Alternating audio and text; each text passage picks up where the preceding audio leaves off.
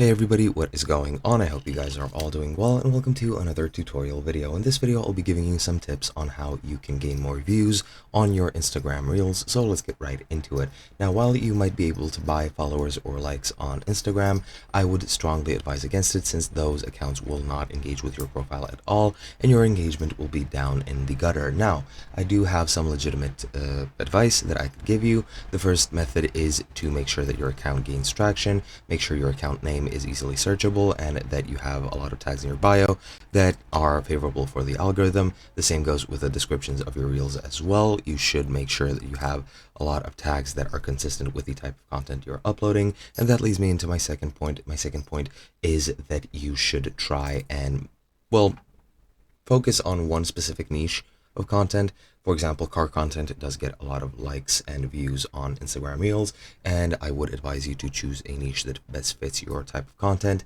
and then you will increase your views by increasing your exposure. I would also recommend paying for ads on Instagram. They are kind of expensive depending on what you want to do, but they are a good way to gain more exposure as well. And those are just some beginning tips that I would like to give you guys. And since I'm not an expert, I would like to stop there. Hope you guys enjoyed, and I'll be seeing you guys in another video.